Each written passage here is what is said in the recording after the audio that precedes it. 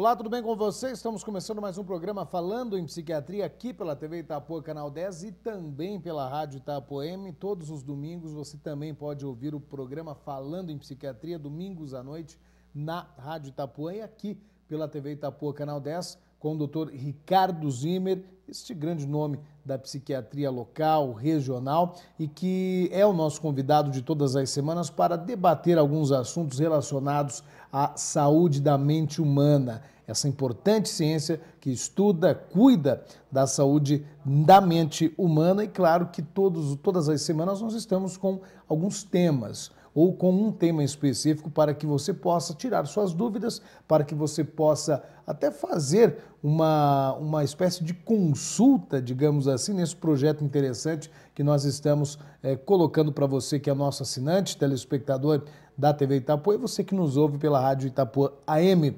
Hoje nós temos um tema muito interessante, tenho certeza que você vai ficar vidrado no programa do início ao fim, dor da perda. Como lidar com a ausência de um ente querido, superando as grandes perdas. E, infelizmente, nós não somos eternos, né, doutor Ricardo? Tudo bem? Boa noite, Romeu. Tudo bem? Não somos não, né? Então, nós vamos saber como a psiquiatria lida com isso, com as perdas, a ausência, a síndrome do ninho vazio, enfim, toda essa questão que mexe com todos nós seres humanos. Não saia daí, porque o Falando em Psiquiatria já volta.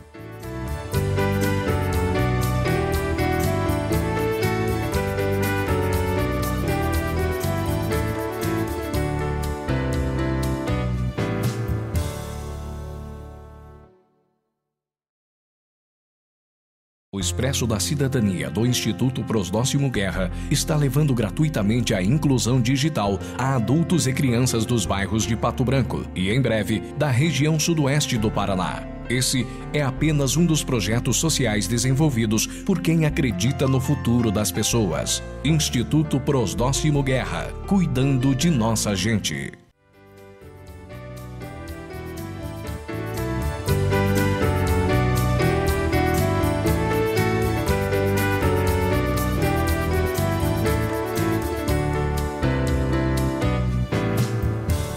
Superando as grandes perdas é o tema do programa Falando em Psiquiatria desta semana com o Dr. Ricardo Zimmer, médico psiquiatra que atende em Pato Branco, toda a região e também é o nosso convidado de todas as semanas nesse projeto aqui da Guerra Comunicações. Mais uma vez gostaria de cumprimentar o Dr. Ricardo Zimmer e aquilo que nós falávamos anteriormente, nós não somos eternos, não é?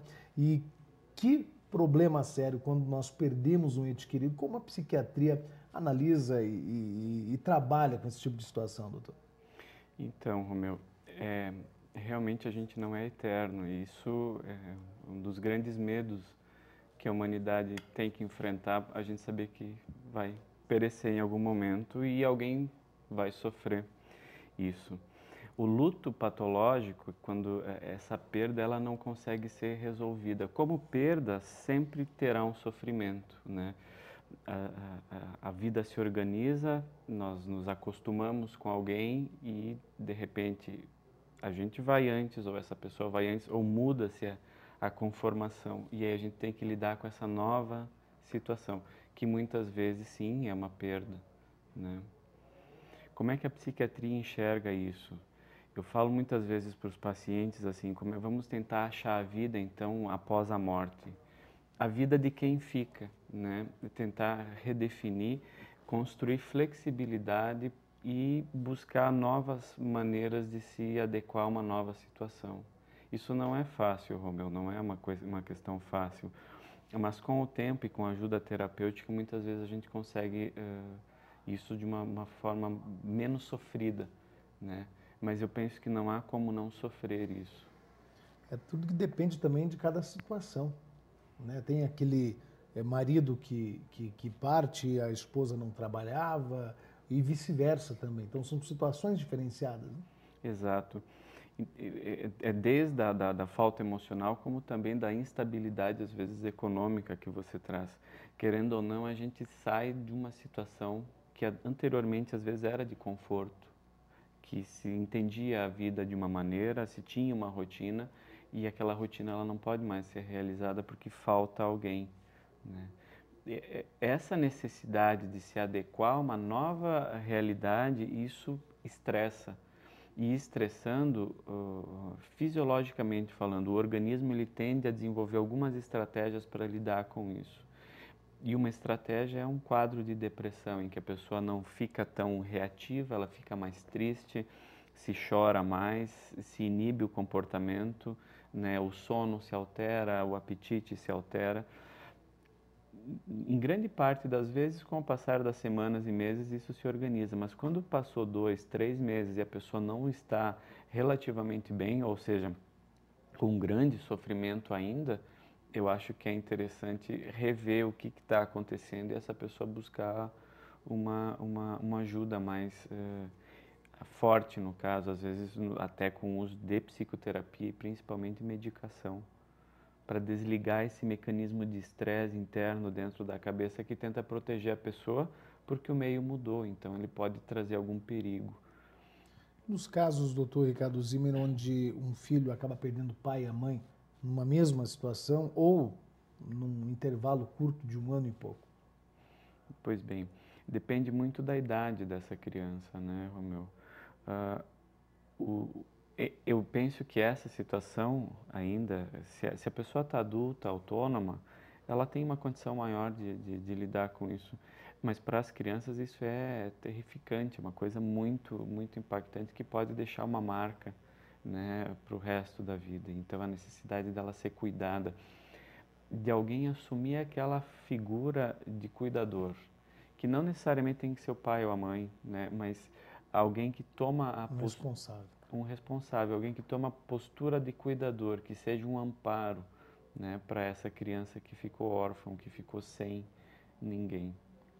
O que a psiquiatria recomenda nessa situação? O que o profissional se depara nos seus pacientes, nas suas realidades diárias?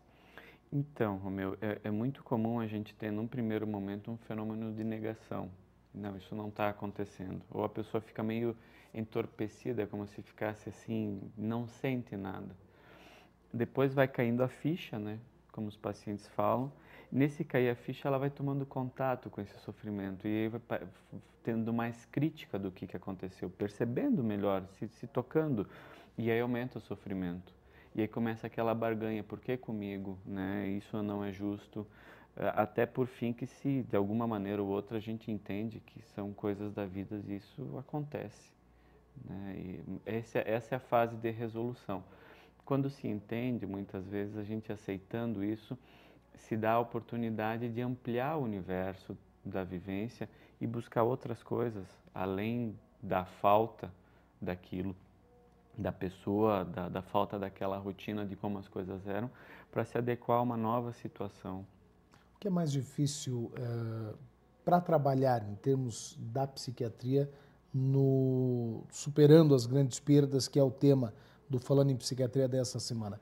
Aquelas pessoas que morrem muito jovens, e nós infelizmente observamos aí na nossa realidade regional um número excessivo de jovens que acabam perdendo a vida precocemente nos acidentes automobilísticos e em outras situações.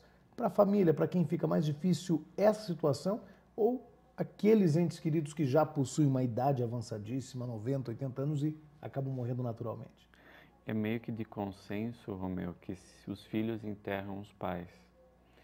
Os pais enterrar os filhos não é uma coisa que é tão facilmente aceita. O grande problema é justamente a gente aceitar que isso é parte da vida e a gente vai ter que lidar com isso mais cedo ou mais tarde, né? E a dor da mãe, que eu percebo nesses anos todos de atendimento, que as mães elas têm uma dificuldade maior de fazer o luto da perda do filho, porque se ela aceita aquela perda é mais ou menos como se ela estivesse matando internamente aquele resto, a representação que o filho tinha para ela. Então é uma coisa muito sofrida, né? E muitas vezes, Romeu, o que a gente tem que trazer com essas pessoas em terapia é a possibilidade delas enxergarem que existem outras pessoas que também necessitam dela.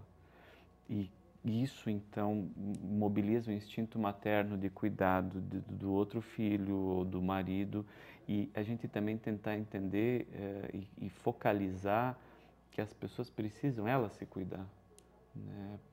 E que, às vezes, a gente aceitar a perda não é estar matando aquela pessoa que já foi. Porque internamente eu vejo isso acontecendo, é como se a mãe aceita que o filho morreu, ela está matando ele. E então isso é um processo muito, muito, muito doloroso e muito de uma resistência muito grande, porque ela não pode aceitar a ideia. E com isso, às vezes, acaba que o restante da família todo paga um preço alto em decorrência dessa inflexibilidade da pessoa em aceitar que a vida tem disso.